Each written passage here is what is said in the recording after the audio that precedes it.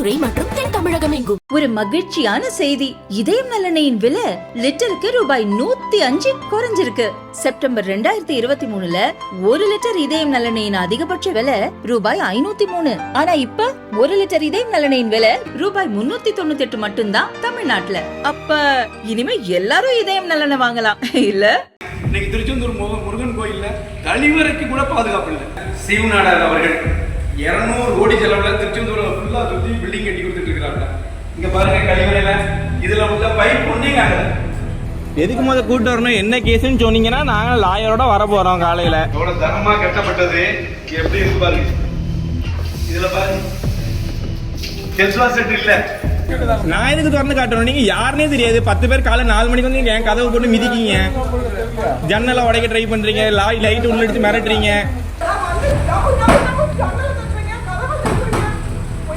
கதவை உடைக்க ட்ரை பண்றாங்க. அதுக்குள்ள வெஸ்டர்ன் டேங்க் இல்ல, டேங்க தூக்கிட்டு போயிட்டாங்க. அந்த கேட்டை எப்படி திறந்து வந்தீங்க? பூட்டை உடைச்சிட்டு தானே வந்திருக்கீங்க. இல்ல கதவு திறக்க முடியாது. திடீர்னு 10 பேர் நின்றுட்டு கதவு திறங்கன்னா கதவு திறக்க முடியாது. 2 கேஸுக்கு உங்க வீட்டுக்காரருக்கு 23ல போன கேஸுக்கு இதுவரைக்கும் உங்க வீட்டுக்காரர் அரெஸ்ட் பண்ணி ஒரு பெயில் போடல. அது ஒண்ணு இருக்கு. 2 நாளைக்கு முன்னாடி ஒரு கேஸ் அவர் மேல ஃபைல் பண்ணிருக்காங்க. அதுக்கு அவர் இதுவரைக்கும் ரியாக்ஷனே கொடுக்கல. திருச்செந்தூர் சுப்பிரமணிய சுவாமி கோயில் வளாகத்தில் கடந்த 6 மாதங்களுக்கு முன்பு கட்டப்பட்ட கழிப்பிடம் பயன்பாட்டிற்கு வந்தது. இந்த கழிப்பிடம் தொடர்பாக பாஜகவைச் சேர்ந்த மத்திய அரசு நலப்பிரிவு தெற்கு மாவட்ட செயலாளர் பிருத்திவிராஜன் ஒரு வீடியோவை சமூக வலைதளத்தில் பதிவிட்டார். புதிதாக கட்டப்பட்ட கழிவறையில் இருந்த பைப் உள்ளிட்ட பொருட்கள் காணாமல் போயிருப்பதாகவும் அங்கு பொருத்தப்பட்டிருந்த பொருட்கள் சேதமடைந்திருப்பதையும் சுட்டிக்காட்டியிருந்தார். கோயில்ல ஒரு மாற்றத்தை கொண்டு வரணும்னா சிவநாடார் அவர்கள் 200 கோடி ரூபாய் செலவுல கட்டிக்கிட்டு இருக்காரு. இங்க பார்த்தா திருச்செந்தூர் முருகன் கோயில்ல பாத்ரூம் வரை களவு. என்ன நிர்வாகம் இருக்கு, எதுக்கு செக்யூரிட்டி போட்டிருக்காங்கிறது திருச்செந்தூர் முருகன் கோயில்ல செயலற்று கிடக்கு. செக்யூரிட்டி எல்லாம் மாத்துங்க, செக்யூரிட்டியுடைய கான்ட்ராக்ட் மாத்துங்க. இன்னைக்கு திருச்செந்தூர் முருகன் கோயில்ல கழிவறைக்கு கூட பாதுகாப்பு இல்லை. திருச்செந்தூர் முருகன் கோயில்ல சிவநாடார் அவர்கள் 200 கோடி செலவுல திருச்செந்தூர்ல ஃபுல்லா சுத்தி பில்டிங் கட்டி கொடுத்துட்டு இருக்காங்க. இங்க பாருங்க கழிவறையில இதுல உள்ள பைப் ஒண்ணேங்க. ஒவ்வொரு பைப்பும் 1500 ரூபாய் 2000 ரூபாய் வேல்யூல பைப்பு எல்லாம் ஒண்ணு இல்லை. எல்லாத்தையும் கலட்டிட்டு போயிட்டாங்க. செலவு பண்ணி இவ்வளவு தரமா ஆக்கி எப்படி ஆக்கிருக்காங்க. எவ்வளவு தரமா கட்டப்பட்டது எப்படி இருக்கு பாருங்க. இதுல பாருங்க டெஸ்லா செட் இல்ல. எப்படி இருக்கு பாருங்க. தண்ணி எவ்வளவு வேஸ்டா போய்கிட்டு இருக்கு. ஒண்ணு இல்ல. அதுக்குள்ள வெஸ்டர்ன் டேங்க் இல்ல, டேங்க தூக்கிட்டு போயிட்டாங்க. அங்க பாருங்க எதிர்த்தாப்புல பாருங்க டேங்க் இல்ல, எல்லாத்தையும் கழட்டி கொண்டு போயிருந்தாங்க. இச்சூழலில் பிருத்திவிராஜ் வீட்டிற்கு இன்று அதிகாலை 4 மணிக்கு போலீசார் சென்றனர். ஆனால் அவர் வீட்டில் இல்லை என கூறப்படுகிறது.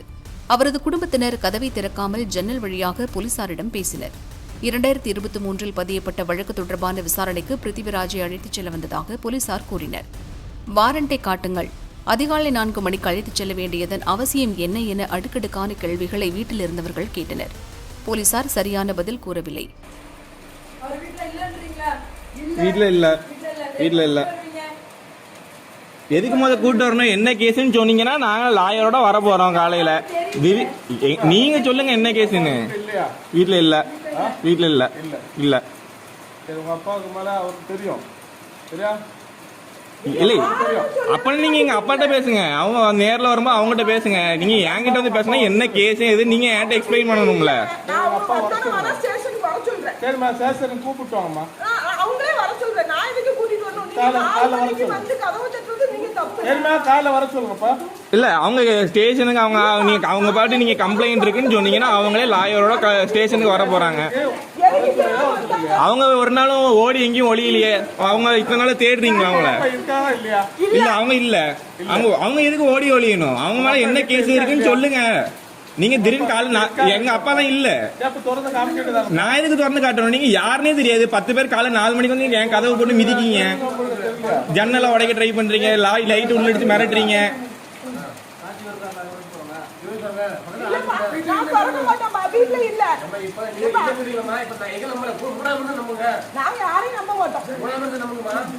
நீங்க 4 மணிக்கு வந்தது தப்பு. நான் ஸ்டேஷனுக்கு வர சொல்றேன். நான் அவங்க ஸ்டேஷனுக்கு வர சொல்றேன். என்ன கேஸ் கேள்ப்பா, என்ன கேஸ் கேள்வி.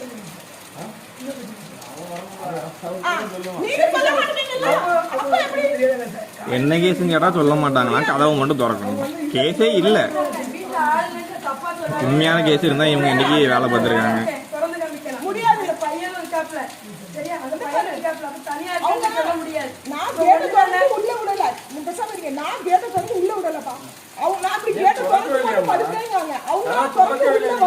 கதவு திறக்கவே இல்லை. நீங்க எங்க காம்பவுண்டுக்குள்ள தானே இருக்கீங்க. அந்த கேட்டை எப்படி திறந்து வந்தீங்க? பூட்டை உடச்சிட்டு தானே வந்திருக்கீங்க. என்ன கேஸ்ன்னு கேட்டா சொல்ல மாட்டேங்க. வாரண்ட் இருக்கான்னு கேட்டாலும் சொல்ல மாட்டேங்க. வாரண்ட் இருக்கா, வாரண்ட் இருக்கா, வாரண்ட் இருக்கா?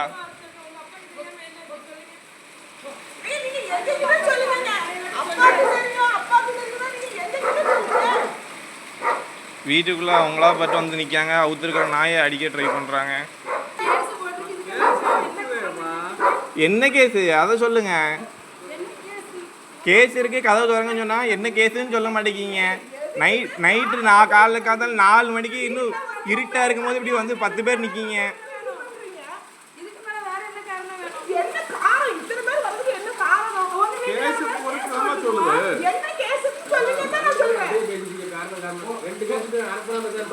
ரெண்டு கேஸுக்கு உங்க வீட்டுக்காரருக்கு 23 போன கேஸுக்கு இது வரைக்கும் உங்க வீட்டுக்காரர் அரெஸ்ட் பண்ணி அவர் பெயில் போடல. அது ஒண்ணு இருக்கு. 2 நாளைக்கு முன்னாடி ஒரு கேஸ் அவர் மேல ஃபைல் பண்ணிருக்காங்க. அதுக்கு அவர் இது வரைக்கும் எந்த ரியாக்ஷனுமே கொடுக்கல. 2 நாளைக்கு முன்னாடி பண்ணிருக்கேன்னு சொல்றீங்கல்ல. 23 போன கேஸுக்கு இன்னும் பெயில் போடல. பேசிக்க வேண்டியதுடா. புரியல. நான் கேட்டதோட வந்து டபுள் கண்ணல தட்டுறீங்க, கதவை தட்டுறீங்க. கதவை உடைக்க ட்ரை பண்றாங்க.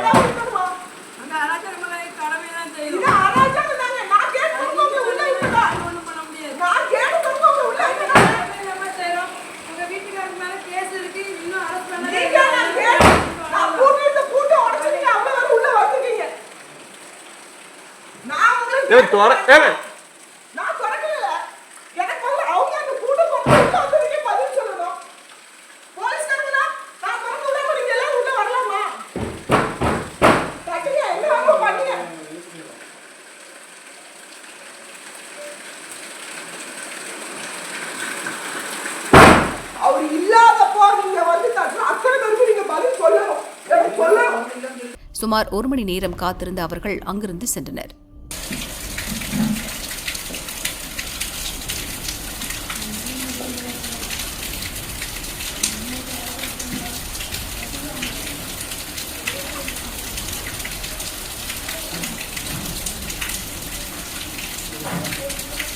நம்ம நாட்டோட போலீஸ் அருமையான போலீஸ். காலையில் 4 மணிக்கு எவ்வளோ தீவிரமாக வந்து வேலை பார்க்காங்க. நாங்கள் ஒரு 2 வருஷத்துக்கு முன்னாடி பைக் ஒன்று தொலைஞ்சி போயின்னு கம்ப்ளைண்ட் பண்ணோம். இதையும் அந்த கேஸையும் இந்த மாதிரி ஹேண்டில் பண்ணியிருந்தாங்கன்னா இதை கண்டுபிடிச்சிருப்பாங்கன்னு நினைக்கிறேன். ஸோ பக்கத்து வீட்டுக்காரங்க நிறைய பேர் கதவை உடைக்கிற சத்தம் கேட்டு வந்தோடனே இப்போ கிளம்புறாங்க. இவ்வளோ நேரம் 1 மணி நேரம் எனக்கு கதவெல்லாம் உடைக்க ட்ரை பண்ணிட்டு கதவை உடைக்க முடியல. உடனே பக்கத்து வீட்டுக்காரங்க எல்லோரும் வந்தோடனே கிளம்புறாங்க. இதுக்கு தான் நாங்கள் வரி கட்டுறோம். கஷ்டப்பட்டு உழைக்கிறதுல 18% ஜிஎஸ்டி.